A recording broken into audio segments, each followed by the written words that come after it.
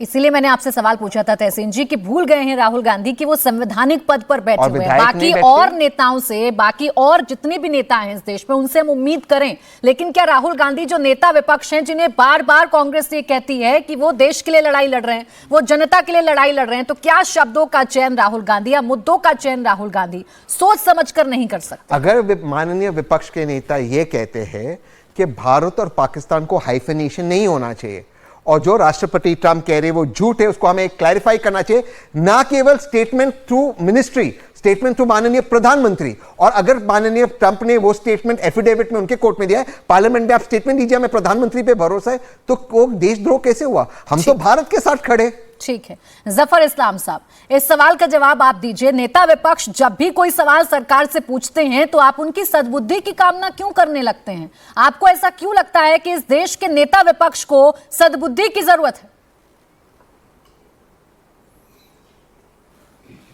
देखिए, दो तीन चीजें बहुत अहम है जो जाननी चाहिए राहुल गांधी जी के बारे में। पहली चीज तो आपने कहा कि वो हर बार ऐसे बयान देते हैं, और खासकर जानबूझकर वो बयान देते हैं ताकि उस बयान का इस्तेमाल जो है अपनी दुश्मन कंट्री, जो है हमारे पड़ोसी दुश्मन कंट्री पाकिस्तान में, इसका इस्तेमाल हो और उसको हेडलाइन बने। पाकिस्तान में देश का नुकसान जितना भी हो, लेकिन पाकिस्तान में हेडलाइन बने, इसकी पेशकश करते रहते हैं। ये तो आपने भी कहा और दुनिया भी समझती है, देश भी देख रहा है।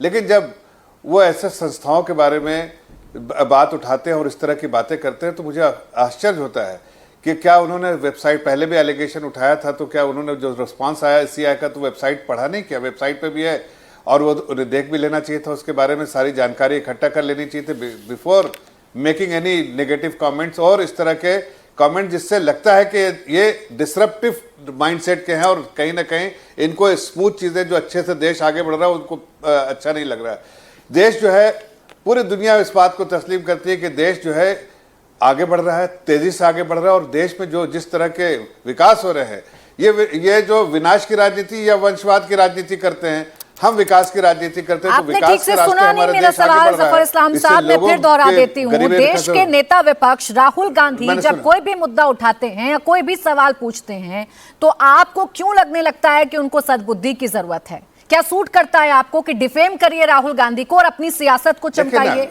अब आप भूल जाते हैं कि राहुल गांधी कांग्रेस के सिर्फ कांग्रेस के नेता नहीं, या राहुल गांधी कोई एमपी नहीं है सिर्फ कांग्रेस से, वो अब नेता विपक्ष हैं, वो पूरे विपक्ष को रिप्रेजेंट कर रहे हैं। उनके सवालों को सिरे से क्यों खारिज करते हैं आप हर बार? प्राची जी, हमें राजनीति चमकाने के लिए राहुल गांधी नहीं चाहिए। राहुल गांधी की जरूरत करते हैं उनका, सवालों का जवाब दीजिए ना। लेकिन उनकी राजनीति भी मट्टी पलीत कर, एक मिनट, वही तो दे रहा हूं कि हमें तो उनकी जरूरत नहीं है अपने राजनीति चमकाने के लिए, लेकिन उनको जिनकी जहां जरूरत है वहां भी मट्टी पलीत करने का काम करते हैं, इसलिए कि इस तरह के स्टेटमेंट देते हैं जो फैक्चुअली इनकरेक्ट होता है। दिमागी तौर से कोई आदमी ऐसा सवाल नहीं कर सकता, अगर जो सेंसिबल आदमी हो या कॉमन सेंस समझता हो, वो सवाल नहीं कर सकता जब उसके पास रिस्पॉन्स जो है ईसीआई का ऑलरेडी वेबसाइट पे हो। और 24 दिसंबर को, लेकिन एक बात और नहीं, जफर इस्लाम जी, खूबी बड़ी बखूबी आती है आपको कि नेता विपक्ष अगर प्रधानमंत्री के बारे में कुछ भी कहें तो आप ढिंडोरा पीटते हैं पूरे देश भर में कि संवैधानिक पद का अपमान कर दिया। देखिए संवैधानिक पद का अपमान कर दिया, और आप नेता विपक्ष के पद पर बैठे हुए व्यक्ति के लिए कह रहे हैं कि उनको सद्बुद्धि मिलनी चाहिए। क्यों मजाक उड़ाते हैं आप संवैधानिक पद का बार बार? अच्छा देखिए, अच्छा सुनिए अब जरा प्राची जी देखिए, हाँ, पाकिस्तान में एक छोटी सी एग्जांपल देते हैं। पाकिस्तान में मोदी जी के नाम से लोग कांपते हैं, आर्मी भी कांपती है, आईएसआई भी कांपती है, आतंकवादी भी कांपते हैं, वहां के हुक्मरान भी कांपते हैं। राहुल गांधी के बयान से वहां जश्न मनता है। क्यों? इस सद्बुद्धि की नहीं जरूरत है कि ऐसे बयान मत दो जिससे देश कमजोर होने की कोशिश कर रहा है। जी, मैं अपने देश के बारे में बात कर रही हूँ, मैं अपने देश के नेता विपक्ष के बारे में बात कर रही हूँ। आपका भी काम नहीं चलता बार बार पाकिस्तान को बीच में लाए बगैर। अरे तो नेता, एक मिनट प्राची जी, नेता विपक्ष की कोई भूमिका होती है ना। हाँ, तो जब नेता विपक्ष आपसे बेरोजगारी पर सवाल पूछते हैं, जब नेता विपक्ष आपसे महंगाई पर सवाल पूछते हैं, जब नेता विपक्ष आपसे शिक्षा पर सवाल पूछते हैं, तब बड़ा इजीली इग्नोर कर देते हैं आप भी वही मुद्दे उठाते हैं ना जो सूट करे आपको। बार बार राहुल गांधी को डिफेंड करना जानते हैं। बिल्कुल, कहां इग्नोर कर रहे हैं?